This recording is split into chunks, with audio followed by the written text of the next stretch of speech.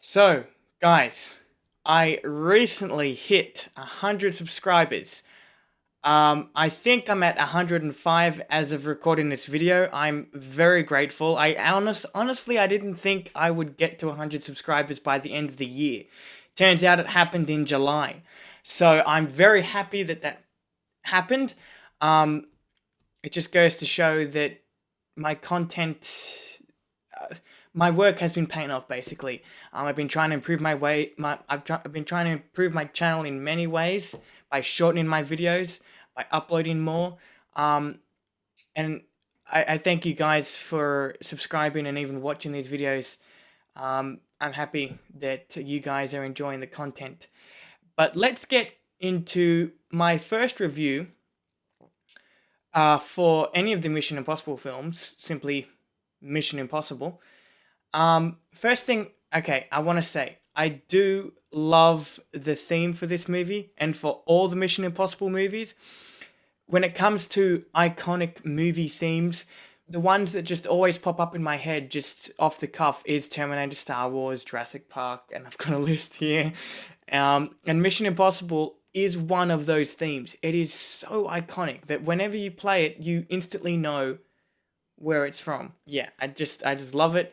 I've been listening to it lately, and I've just been like really getting into it. Anyway, I hadn't seen this movie in so long since I bought the collection, the 5 movie collection on Blu-ray many years ago. I think I only watched it once when I bought it, but rewatching it now, I was actually surprised at how much attention the movie or the people behind the scenes pay attention to characters and story and essentially laying seeds for future twists, plot twists in the movie. This is, of course, not a new concept. It's been done many times because that way, I mean, it has that rewatchability factor. And this movie definitely has a rewatchability factor.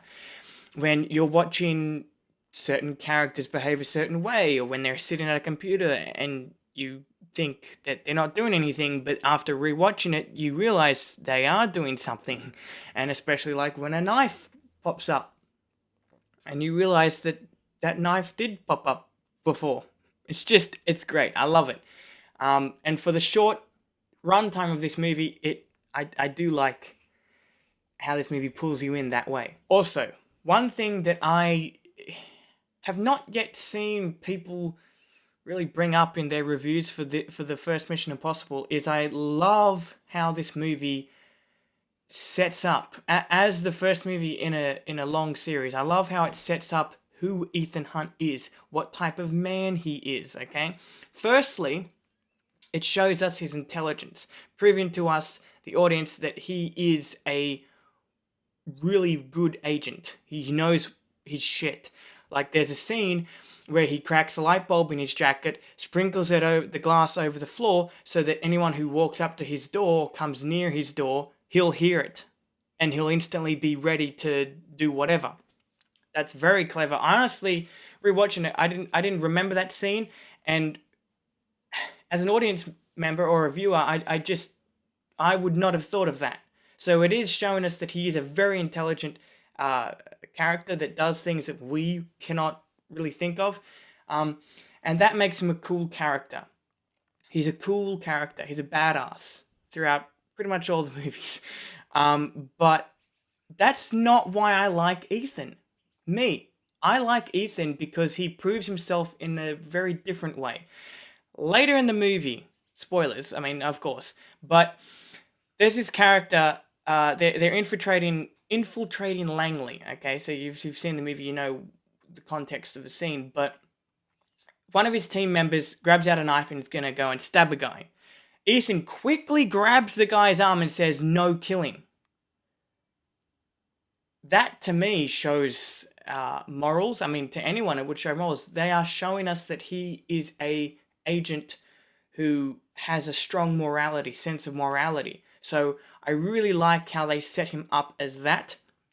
Even in later movies, like Mission Impossible 2, the villain says Ethan will try to lessen the body count or whatever. He will try and lessen casualties. I love that about Ethan Hunt. He is honestly he's great, and that's what makes him great. All the badass stuff and the cool spy stuff that he does is cool. It's great, but that is what I like about Ethan Hunt, and that's what makes him a great character. All right, so you know that scene that I just mentioned about them infiltrating Langley? I'm gonna ruin it for you. With a couple things that I noticed after rewatching it. Firstly, the floor. I'm just reading because there's a lot that needs to be explained.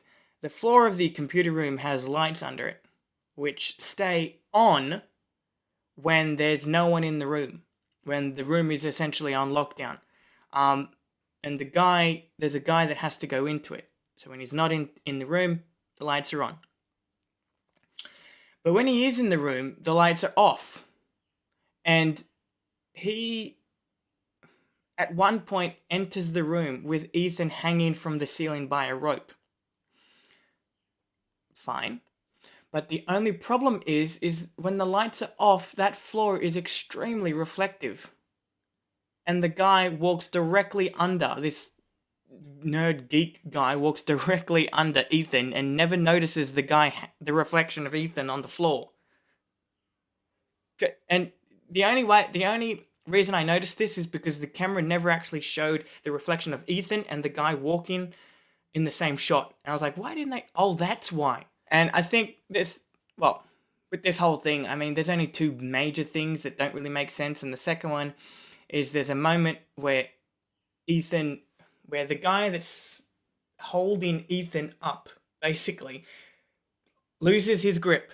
Ethan falls, nearly hits the ground, and it's like there's this much room between him and the floor, right? And there's a shot where Ethan he's sweating, and it's about to fall on the floor, and then he catches it. Kind of suspenseful, but I have never found it suspenseful. Even when I watched this the first time, when I bought it and watched it the first time I had ever seen this movie, I never found that suspenseful because there's only this much room between him and the floor. There's not enough room for him to put his hand under. So they just cut to a really convenient shot with him going like this. And it's like, no. I mean, the scene is great. The scene is great. It's just not perfect. I think I just ruined it. I ruined it.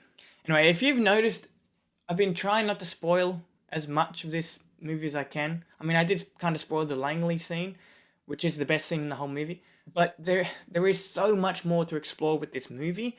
The story is very complicated, but when you watch it enough times, you will get it. And that's why I'm not going in depth on this movie, because that's kind of what I like about this movie.